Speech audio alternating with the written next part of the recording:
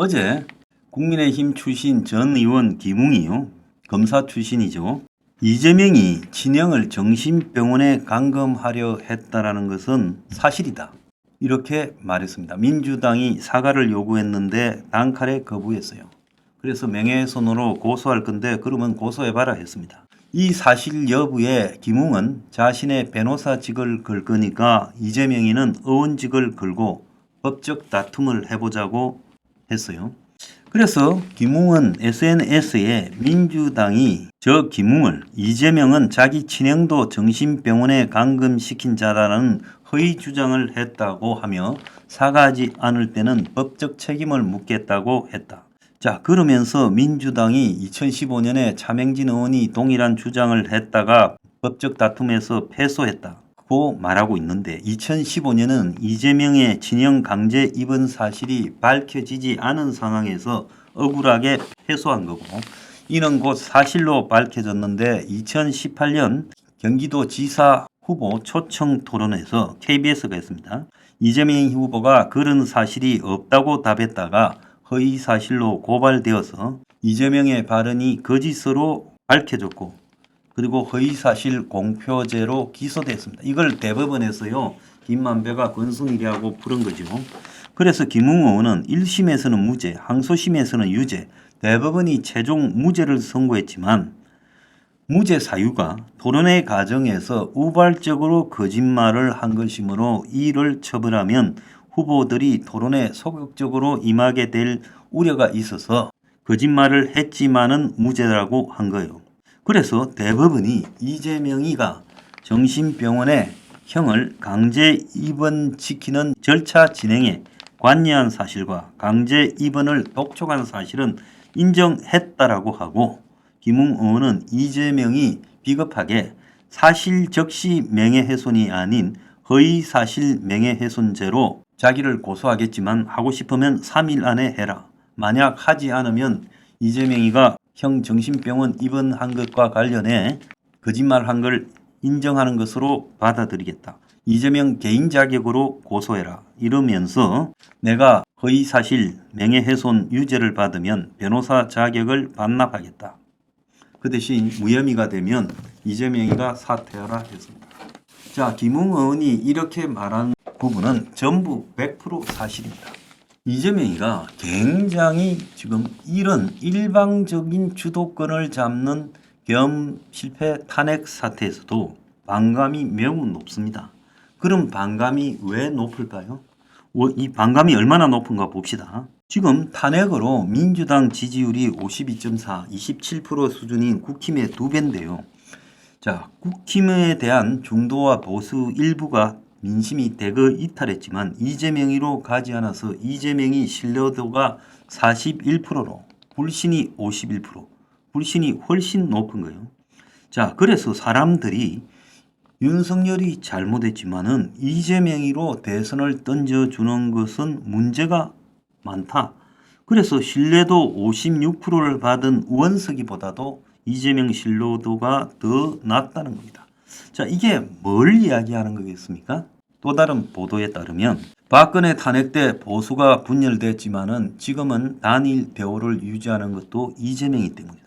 자, 윤석열이 탄핵당할 때도 지지가 박근혜보다 2배나 높았다. 국민의힘도 박통 탄핵 때보다 지금 지지가 7, 8% 이상 높다.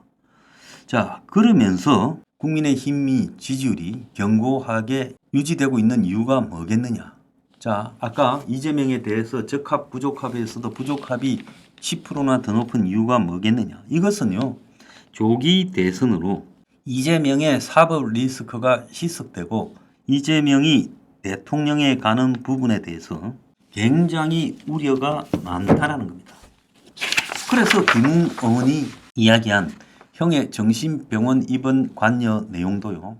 자, 이런 것들이 이재명에 대한 불신을 촉발시키는데 일조한 거죠. 지금 이재명의 속셈은 간단합니다. 무조건 내년 5월에 조기 대선으로 가야 된다. 더 늦어지면 안 된다고 생각하고 부끄럽게도 자기 입으로 헌재가 빨리 판결하라. 그리고 이재명이가요. 지금 대북 송금 재판부 기피 신청을 했어요.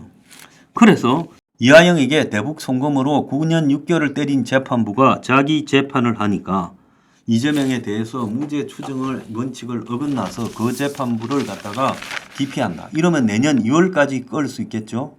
지금요 공직선거법 1심 유죄 법원 소송 서류도 지금 패문부재라고 변호사 없다고 이렇게 받지 않고 있지 않습니까? 무조건 시간을 끌어야, 그리고 헌재는 무조건 빨리, 그렇게 해야 지가 된다고 생각하는 겁니다. 그러면서 이재명이는 5월 대선을 끌고 노는데 거기서 한동훈이하고 이준석이가 출마하기를 바라요. 한동훈이는 국민의힘 대선 후보가 되기는 틀렸어요. 출마한다면 당을 깨서 독자적인 출마를 해야 되겠죠. 이준석이는 무조건 나갈 겁니다. 자, 이들이 나가면요, 이 보수 중에서 중도에서 또 중도부터 약간 오른쪽 사이에 연성 보수가 이들 지지로 표가 깨질 가능성이 있습니다. 그만큼요 이재명이는 1대1로 붙어서 승리할 자신이 없는 겁니다. 그리고요 지난번에 대선 때 보면요 3월 10일 날 판결이 났지요. 그래가지고 국민의힘이 대선 경선 절차를 일주일 뒤인 3월 17일 날부터 시작합니다. 그래가지고 불과 2주 만에 3월 31일 날 홍준표를 후보로 정했어요. 그때 보면 김관영 경북지사, 그리고 이인재, 그리고 김진태 강원지사, 이렇게 4명이서 싸웠죠. 그래가지고 3월 30일 날 홍준표로 결정되었습니다. 그리고는요 대선이요 5월 9일 날 있었죠. 뭐 이런 선거가 있습니까? 그래가지고요 어떻게 됐습니까? 새누리당에서 떨어져 나간 유승민이가 출마하고, 그리고 또 안철수가요 국민의당으로 출마하고, 그래가지고 나중에 결과가 어떻게 됐습니까? 홍준표 24점 몇 프로, 그리고 안철수 21점 몇 프로, 그리고 유승민 5점 몇 프로 나왔잖아요. 그러면 이 서희를 다 더하면 얼마가 됩니까? 50% 가량 돼요. 문재인이는 42%로 당선이 됐죠. 그러니까 이번에도 이재명이가 이제 분열을 갖다가 시킬 거고, 자 국민의힘 후보는요 그야말로 어떻게 됩니까? 시간이 없지요. 후보도 2주 만에 후닥닥 뽑아요. 여기에 무슨 대선 정책이 준비되겠습니까? 그래서 후보도 후닥닥 뽑았고, 또 본선에서 선거 캠페인도 제대로 안 되고, 그래서 홍준표 후보가 당시 거의 혼자 다녔잖아요. 그리고 다른 사람들은 별로 돕지도 않고요. 거기에 반해서 당시 문재인은요 탄핵이 인용될 거라고 보고 오래 전부터 거의 본인 독주라고 생각하고 준비해 왔지요. 이번에도 이재명이는요 2월 달쯤 후보가 될 거예요. 사실은 그렇게 결정을 다 해놓을 거예요. 그래가지고 후보를 갖다가 깜빵에 집어넣지 말라고, 재판 연기하라고, 지 범죄 혐의에 대해서 그렇게 우길 겁니다. 그래서 이재명이는 미리 준비하고 정책 준비하고 캠페인 준비 다 하고, 국민의힘은 보수가 그래도 헌재 판결을 기다려 봐야 된다 뭐 이런 것 때문에 대선 후보 준비도 결국 헌재 판결이 나오고 나서야 할 거 아니에요.